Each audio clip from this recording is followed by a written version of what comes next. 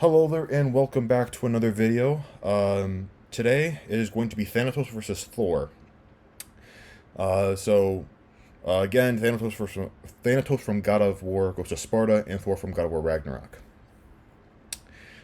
Last video I did was Thanatos versus Odin, in which case I found, in my opinion, that Thanatos would more often than not beat Odin. So now we're going off from the most powerful god within the Norse pantheon to pretty much the second. And I think this is going to be a more of an interesting fight, because there are some points where I think Thor probably has Thanatos beaten. So, intelligence. Thanatos. Everyone regards Thor as an idiot. And all he's good for is fighting, which leads into my second point. Thor is a fighter. He's got tons of experience in combat, right? I'd say, and because he does it more so than Thanatos does, again, even though Thanatos fought in the Great War, Thor has been fighting for who knows how long. Again, he's the main guy. He is the right hand of Odin, kind of, right? So, or the left, depending upon how you look at it. But Thor is the muscle of the Aesir. Strength. I don't think anyone can dispute me on that. I don't think anyone's going to dispute that. Thor is physically probably up there with, like, the likes of, in terms of strength, he's up there with the likes of Hercules, Zeus, Kratos from God of War 3 for sure. They're probably similar. So he's up there, arguably with, right? Or maybe even slightly higher than God of War 3 Kratos. He's up there in terms of strength. Definitely the strongest within the Norse pantheon for sure. Speed.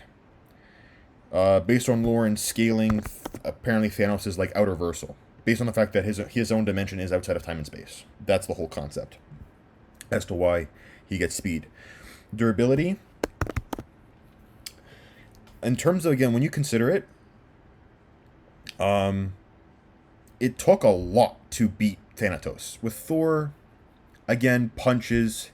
He got stabbed a couple times with the Blades of Chaos. But when you consider how much damage Thanatos had to take compared to Thor, I think when you look at who can overall take more damage, I think Thanatos is, again, being the primordial god of death kind of helps with that too. Invulnerability. I'm actually going to give this one to Thor, for the fact that he does have some armor, as you can see. He has some armor. He's got, a belt of sort. I don't know. It's not. I know for a fact it's not the magical belt that grants him like 10 times strength or whatever.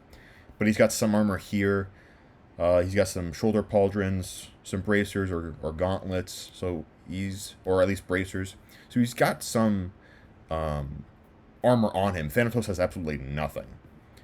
Of course, what his invulnerability like is in his monster form. Now that's a different question, but I still don't. I don't know. That's a tough one.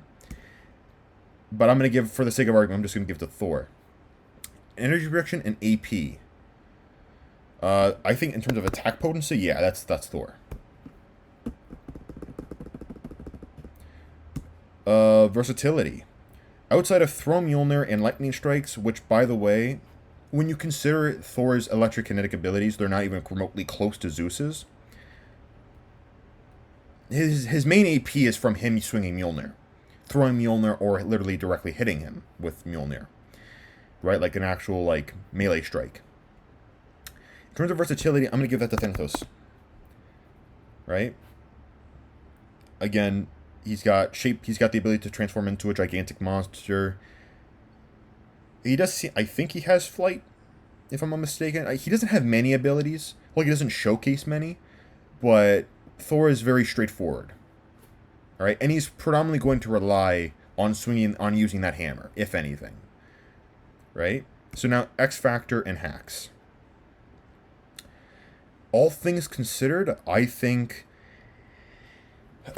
Now, this is actually a very good one. This is actually more interesting than Odin for this particular reason. Could one good hit from Thor kill Thanatos? I think arguably so. I think Thor hitting any god in the head with Mjolnir is a pretty good...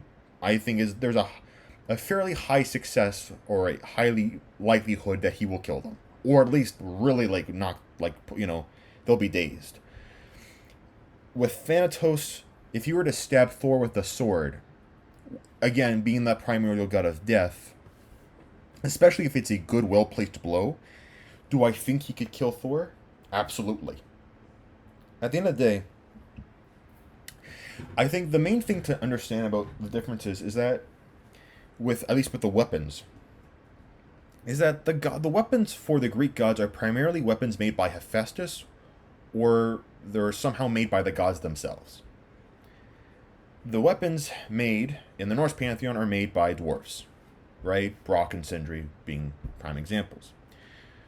So, I don't even know if the nature of the weapon would even, again, this goes back into the Odin and Thanatos fight too, where it's like, I don't know. Because it's mainly going to come down to the weapon usage, for the most part.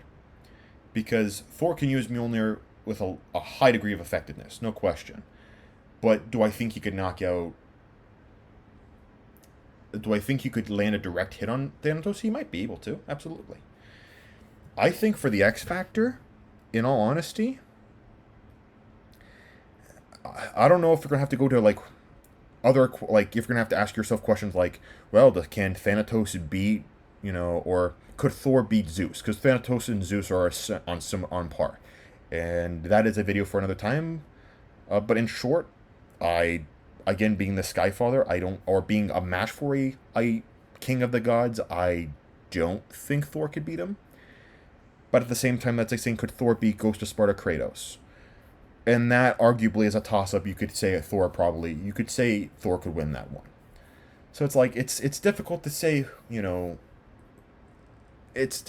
honestly, it's difficult to say who. I think this is one of the few cases where I'd say, I don't know. I'm sorry. This is actually a hard one to think, because it's like Thor can take a lot of blunt force trauma, but if he takes a stab from Thanatos with his gigantic primordial sword, I'm pretty sure that's going to kill Thor. At the same time, I think if Thor manages to land a clean hit on Thanatos, I think, in all honesty, Thanatos might be dead. So, I'm actually going to give this one a tie. This is probably this is probably the hardest one that I've had to pick. I know a lot of people are probably going to say, well, Thor took on a more powerful Kratos. The thing that you have to understand is that Kratos, lost most, if not all, of his Greek magic. So, that's one thing. Because, again, Greek magic is based to the existence of its homeland, right? So, because Olympus died, all the Greek magic went away. 1. 2. Kratos is holding back. Now, you can't quantify Kratos' strength or his power. You can't. But do I think a holding back Kratos in God of War Ragnarok is similar to the full-on bloodlusted Kratos that we saw in Ghost of Sparta? I think that is a reasonably fair statement to make when you consider everything. Again, Kratos in Ghost of Sparta hadn't been stabbed with the blade of Olympus, nor had he drained his godly power into it. And at the end of the day, Thanatos in order for Thanatos to die, it required a fully bloodlusted Kratos to kill him, while being a full-on god of Olympus, right, being the god of war. So it's difficult to say. I think honestly this is a tie. Again, you can debate this in discussion. I'd be more than happy to see how the discussion turns out. But this is just my opinion. So anyways, I thank you for watching the video. I'm sorry it wasn't a clear, victor in this fight, but I think this is probably a very interesting one. So that's just how I see it.